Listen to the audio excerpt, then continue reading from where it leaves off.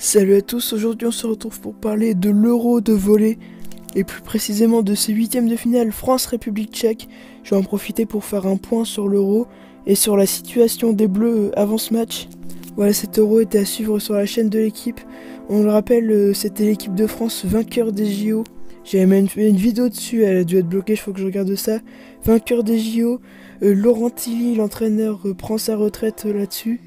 C'est Bernardinho qui le remplace, un entraîneur brésilien. Après, l'équipe de France enchaîne 10 matchs sans perdre. Elle termine premier de son groupe en phase de groupe en battant l'Estonie, la Lettonie, la Croatie et la Slovaquie 3-7-0 sans se prendre un seul set. À part le match contre l'Allemagne où ils ont gagné 3-1, ils ont perdu un seul set du coup durant leur phase de groupe. Ils terminent donc premier de leur groupe et tombent contre la République tchèque en huitième de finale. Les Tchèques étaient à domicile, ils jouaient à la Ostravar Arena, c'est chez eux. L'Euro se jouait en Pologne, en République tchèque, en Estonie et en Finlande. C'est comme à l'Euro de football, ils avaient un avantage parce qu'ils étaient chez eux. C'est pas une excuse, mais bon, ça aide d'avoir, je crois que c'est la capacité du stade de presque 12 500 personnes. Et j'étais impressionné, il y avait vraiment beaucoup d'ambiance. La République tchèque est une équipe constituée principalement de jeunes. Elle n'est pas favorite, elle a terminé 4ème de son groupe. Mais bon, avec la motivation du public à domicile, tout est possible. L'exploit de battre les champions olympiques est possible. Lors du premier set, la France n'a pas mené du tout du match et a perdu 22-25. Erwin Ngapet et ses coéquipiers étaient donc très étonnés de perdre comme ça. Le deuxième set commence très bien avec une égalité jusqu'à 8 partout, mais les Tchèques prennent le large et la France perd encore pire 19-25 ce deuxième set. Pour les troisième sets, il faut que les Bleus se réveillent, sinon c'est fini. L'équipe de France est éliminée, mais vraiment là les joueurs sont abasourdis, ils ne croient pas ce qui se passe, mais bon, ils ont déjà fait ça plus d'une fois, c'est largement possible de remonter après les 3 sets.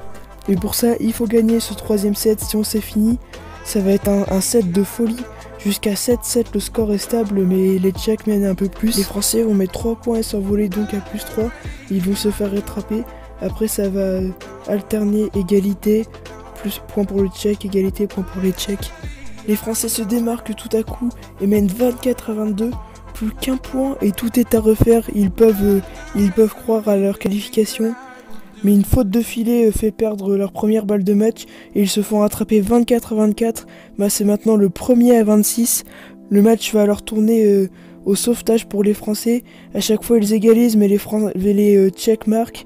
Ils sont obligés de sauver à chaque fois les balles de match pour des Tchèques. C'est très stressant, ça fait tout le temps égalité et balles de match pour les Tchèques. Il y a eu 2-3 balles de match pour les Français mais c'est plutôt rare. Et on se dit donc que ça va être très dur de gagner ce set. Il faut avoir les nerfs très solides aussi bien en tant que spectateur qu'en tant que joueur. Mais je pense qu'en tant que joueur c'est bien pire quand même. Il y a une dizaine de balles de match en tout. Une dizaine de fois où si tu fais tomber la balle c'est fini, le match est fini. Les Tchèques ont une énième balle de match et ils marquent et ils gagnent. Mais non, alors qu'ils célébraient, il y a eu un challenge vidéo. Et j'ai pas bien vu quelle faute c'était. Mais ils ont dû rejouer 30-30. Ils se repositionnent sur le terrain. Et c'est reparti encore, c'est quelque chose de fou. C'est une seconde chance qui est offerte aux Bleus, mais on voit que ça va pas tenir parce que les Tchèques ont tout le temps la balle de match. Et effectivement, l'équipe de France perdra 32-34. C'était terrible parce que le suspense était jusqu'au bout. Ils ont même été sauvés de la défaite. Mais bon, c'est comme ça, la République tchèque 4ème de son groupe, l'équipe de France championne olympique. Pour moi, c'est peut-être parce qu'ils ont un peu sous-estimé leur adversaire. Ils avaient gagné tous leurs matchs de phase de groupe. Donc ils sont arrivés, ils ont gagné le premier set, ça les a complètement chamboulés. Et après c'était fini. Et en plus à l'extérieur, c'est vraiment très dur de jouer avec le public qui est pour l'équipe adverse. Voilà, on voit cette image du dernier point. Cette image du jeune tchèque qui bat la star Erwin Ngapet. Voilà, l'Euro s'arrête là pour l'équipe de France. Je pense que je vais arrêter de regarder. Je ne sais pas si la suite est aussi diffusée sur l'équipe. En tout cas, pour ceux qui veulent, voici les quarts de finale. Voilà, c'est pas grave, on est quand même champion olympique. Abonnez-vous si c'est pas déjà fait. J'espère que j'ai tout dit, que j'ai fait un bon résumé. Dites-moi en commentaire si c'est pas le cas.